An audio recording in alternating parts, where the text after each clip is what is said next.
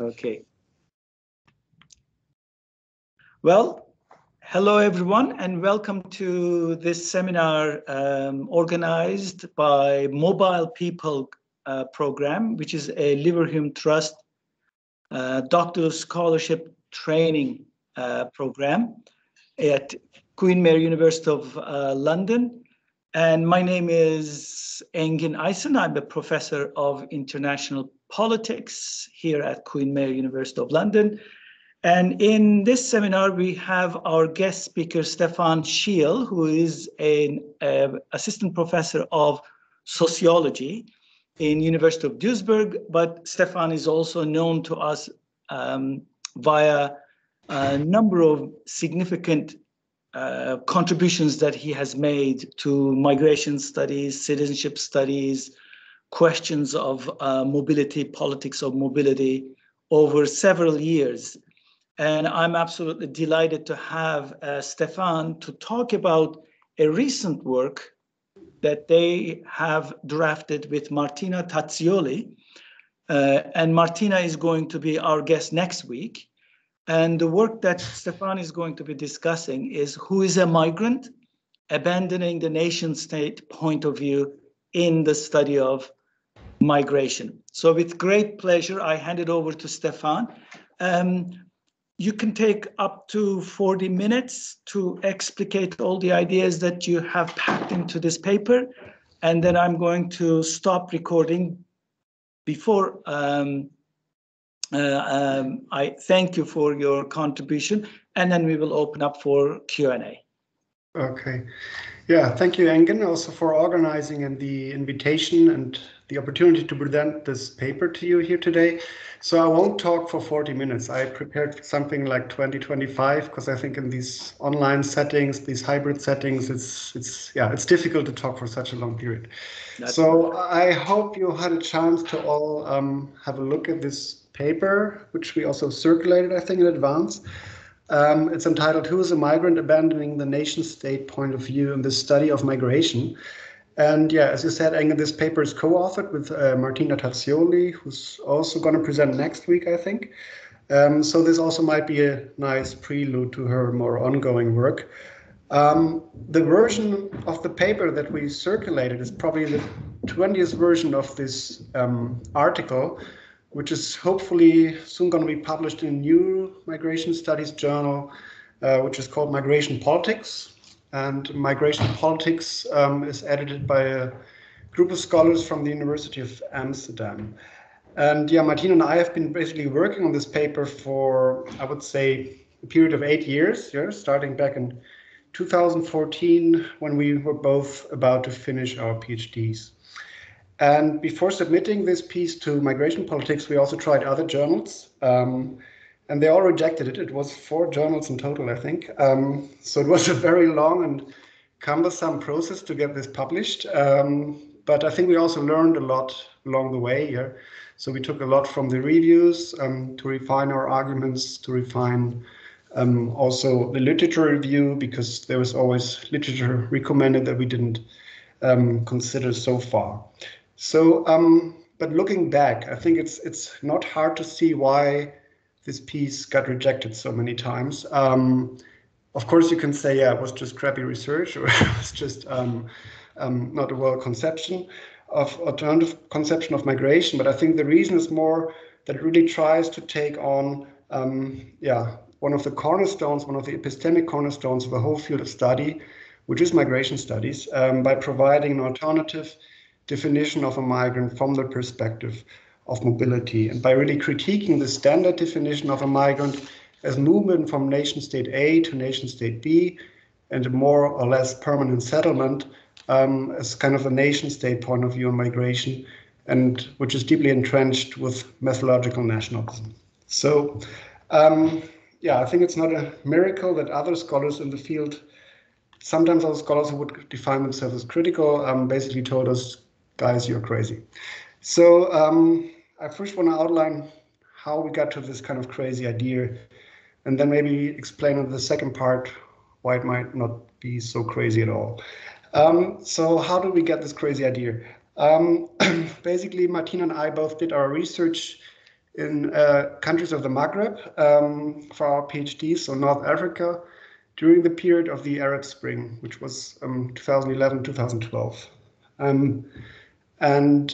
We discovered that the state-centric definition of a migrant as movement from nation state A to nation state B, that this doesn't work really anymore, that there's a kind of epistemic crisis of this definition because it doesn't account for many migratory phenomena that are going on and also for important aspects of the governance of migration. Yeah. So I was, for example, working on the introduction of biometric technologies in context of the EU's Schengen visa regime. And it's very important to study this because the majority of people, as you probably know, they don't come in boats to Europe or by climbing over fences, as it's often suggested in the media, but by entering perfectly legally with a visa and then becoming illegal once this visa has expired. So the majority of people arrive like this, and I want to study how biometrics basically change this situation and if this is still possible. And in this context, I also investigated decision-making on visa applications. And I discovered that basically the burden of proof is inverted in the application procedure. So it's basically the person applying for a visa who needs to demonstrate and convince consular staff that they will return to their country of departure, to their country of citizenship. And to this end, they have to provide numerous documents that kind of prove very strong social and economic ties to the country of departure. So you need a well-paid permanent job, or you need a house, a company, or maybe family with children. So something to return, something to go back to. And if you don't have this, if you can't convince consular staff of your will to return, they will basically assume that you want to migrate, that you want to become a migrant. So then you're denied the visa, and basically you're denied access to mobility because you're considered as a potential migrant, right?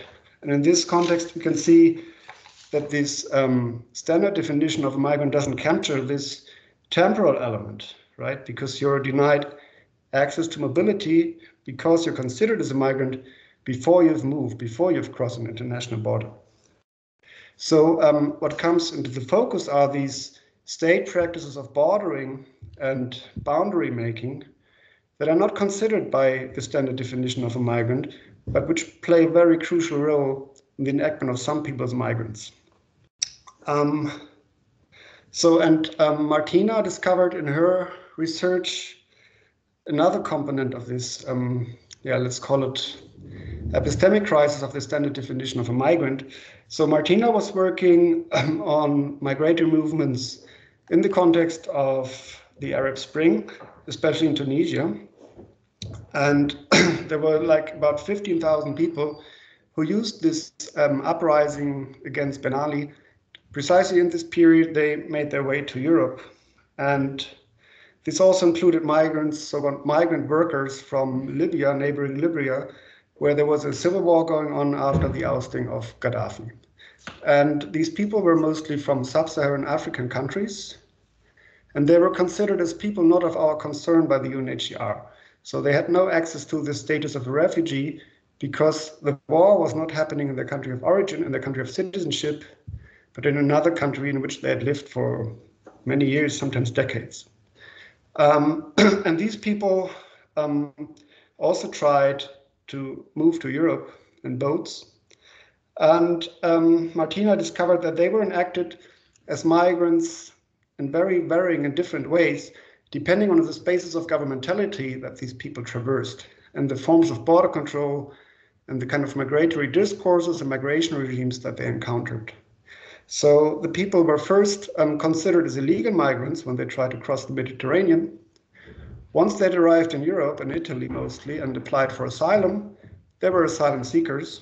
But then many of them tried to move on to France because they had friends and relatives there, communities. And then they were considered as illegal again, as irregular secondary movers. And so you can see that people were enacted as migrants in very different ways. At the same time, we met a lot of young people from Europe in Tunisia and other places who basically escaped the financial crisis in Spain and Italy. And they tried, they were basically living and working in Tunis, but often in informal ways. So they were working for NGOs in the tourism sector, or sometimes for call centers, for companies, but without a working permit, without a residence permit, because they could just enter with their European passports. And they were not considered as migrants by the police. They had no problems. They were not considered as migrants by the local population, but who thought they were tourists. And they did not consider themselves as migrants. They usually thought of themselves as kind of expats. So you can see this enactment of people as migrants is kind of relational, it's situated, it's contingent, and it's also a racialized process. Yeah. So taken together, we thought, okay, yeah, there's an epistemic crisis. There's something going on. The standard definition of a migrant, the state-centered view, that doesn't really work anymore. Doesn't account for very important things that are happening. And this kind of epistemic crisis seemed to happen precisely at the moment then when states kind of multiply their border controls beyond geopolitical demarcation lines. So on the one hand, they internalize border controls. For example, you can see this with the integration paradigm, that people are asked to assimilate, to integrate, to do citizenship tests, to do language tests, and so on, so that they can become full citizens. On the other hand, they outsource border controls, for example, to the consular posts of countries all over the world, or by kind of subcontracting other states, transit countries for the border controls. So we kind of looked for conceptual resources for an alternative definition of a migrant from the perspective of mobility. And one approach we were looking at was an approach we were also both working with, which was the autonomy of migration approach. I think it's familiar to many of people in the audience, but still want to outline it very briefly. So it was basically developed as an alternative to the image of Fortress Europe, which became very popular in the 1990s, but was still problematic because it kind of gives too much power and efficiency to European border controls, right? It depicts borders as impenetrable walls of a fortress, and thereby also kind of depicts migrants as kind of weak subjects in need of support and help, and thereby then facilitates kind of paternalistic proxy policies. And this was problematized in the anti-racist movements, also by critical scholars. And they then developed this notion of an autonomy of migration, kind of inverting the whole discourse, saying, no, migration cannot be perfectly controlled and regulated. There's always moments of uncontrollability and excess of migratory practices, which are not captured by these border regimes. And we need to focus more on migrants' border struggles, right? Migrants have the capacity to subvert and negotiate border controls, even the most drastic ones, even the most technologically most labored attempts to control people's mobility. And this approach, and this is crucial, then adopts the perspective of mobility. So instead of asking, how can we control and regulate the mobility of these people? Why do they come here? How can we prevent them from coming in the first place by addressing root causes and all these things, which is basically the state perspective? This approach invites us to ask, how do migrants kind of negotiate and subvert border controls? How can they still try to make their way to their desired place? Yeah? And how do they appropriate certain resources and rights that might be taken from them by these very restricted forms of border control? And this kind of lottery of birth. So, but we discovered then that many people working in this tradition still also use this very state-centric, conventional understanding of migration as movement from nation state A to nation state B. So despite of this inversion of perspective. But we also saw in this way that there's this risk that you kind of import three epistemic traps back into your research when you say the word migrant, when you use this very state-centric conventional way of understanding migration. And the first one is, the first epistemic trap is this naturalization of the nation-state system. It's kind of a passive level playing field for human mobility, right? So the state-centric definition of migration is always the people who make themselves into migrants by daring to cross an international border, by leaving their country of citizenship, by leaving their country of birth. If they would stay, there would be no problem, right? So this is the implicit suggestion of this definition. But I think it's wrong to kind of take this understanding of the nation-state system as a passive level playing field. And you can see this, for example, when you look at the Soviet Union. You can see that geopolitical borders are not stable, right? They shift all the time. And it's a very painful process also for the people who are considered as migrants, because they don't cross borders in these cases, but the border crosses them, right? For example, if you look at the Soviet Union, you have all these new countries now with the prospect of war in the Ukraine. And if you look at migration statistics in these new states, you will have very significant high numbers of international migrants, the official statistics. But mostly, for the most part, these are people and the offspring of these people who moved there during the Soviet period. And they are now considered and counted as migrants, but they've never left their place of birth, right? They were just born there, but the country in which they were born no longer exists. And this really concerns millions of people. So the second related thing is epistemic trap is the ontologization of migrants. It's kind of ready available objects of research, right? So in many studies, you don't find a definition of a migrant. It's kind of assumed that we all know who a migrant is, right? These people who move from nation state A to nation state B, or the offspring of these people. So it's the people not from here, right? The people who do not really belong here. And this kind of research, this kind of ontologization of migrants kind of reifies the distinction between foreign migrants and native citizens through kind of research that engages in a kind of migrantology, it was called in the literature, right? So you basically study only the practices of the people you identify as migrants, their cultures, their educational achievements, their fertility rates, or also their unemployment rates, the labor market performance. And then you compare this to the people you consider as citizens. And in this way, you kind of reify the distinction between the two. But it's decided from the outset who's who. The third one is the framing of migrants as a problem of government, which results of all of this, right? So due to this container model of society and the conflation of society with a nation state, migrants can only emerge as kind of intruders who disturb the imagined cultural homogeneity of the people, or who disturb the equilibrium on the labor market and the play of demand and supply by taking away jobs, by constituting a reserve army, by lowering the wages. So it's always, migration is always a problem of government in need of close monitoring and control.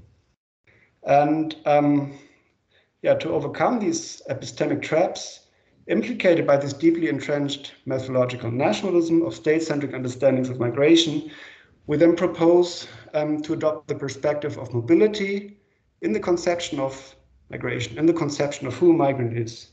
And in this way, we also want to invert the problem of migration, which is no longer people who dare to cross international borders, but it's the nation-state system which enacts some people as migrants, and states kind of claim prerogative to control the access to the territories and to engage on all these bordering practices and practices of boundary making, which they also need to reproduce themselves.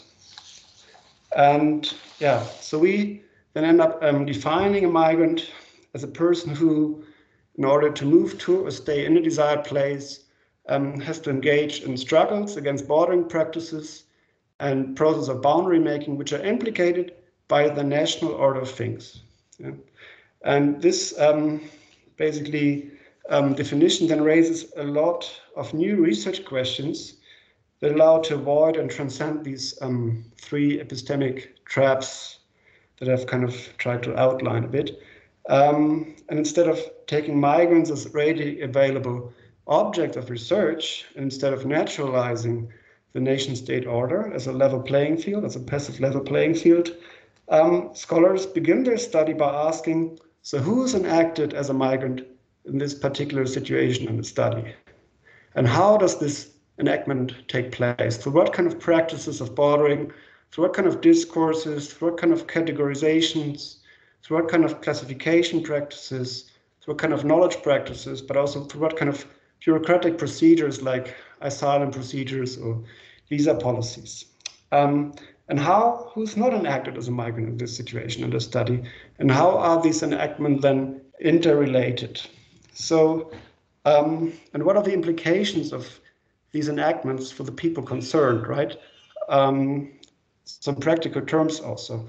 And how do the people who are labeled and addressed as migrants, how do they deal with these enactments? So do they kind of embrace it or endure it? Or do they try to fight against it, struggle against it? So these are the kind of questions, I think, that are immediately prompted by this alternative definition of a migrant. And yeah, I think I leave it here and looking forward to your questions and the discussion.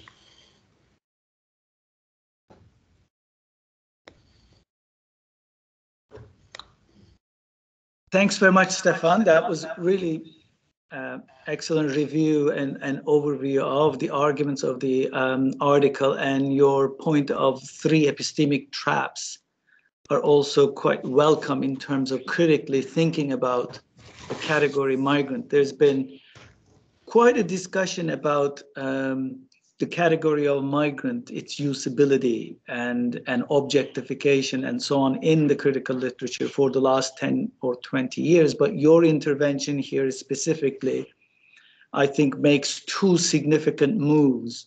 One of them is giving an account of who is a migrant is about demonstrating how it has been constituted as a problem, how it's been constituted as an object of intervention from the point of view of state or governmental discourse.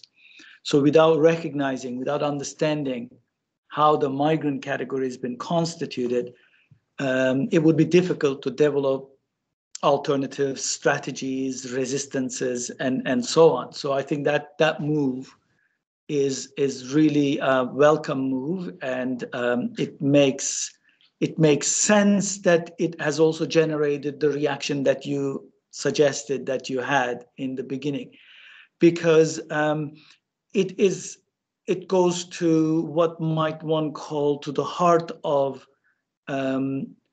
the regimes governing movement of people. It asks questions about regimes and from whose point of view and how it constitutes the migrant as an object of a government, as a move. The second move that you make, I think, makes your paper is even more potentially critical, significant, interventionist, which in my view is then to try to think an alternative conception, because those who have also raised similar questions about the constitution of the migrant have suggested different ways and methods of dealing with it. For example, Maurice Steel talked about whether we should continue to use the term migrant when we are engaged in migration studies. So there's been suggestions that given the problematic or given our critical understanding of the constitution of migrant, should we really continue to use the concept migrant? And then there are others who suggested that whether we abandon it or not, we could also scale it up and think internationally. And there have been suggestions of methodological internationalism, methodological transnationalism, which have also very strong undertones of international governmentality, which we have seen in the constitution of 2 major global compacts that led to 2018 and 2019 one global compact on refugees and global compact on migrants. So that's another way people have identified the question of migrant or its methodological nationalism.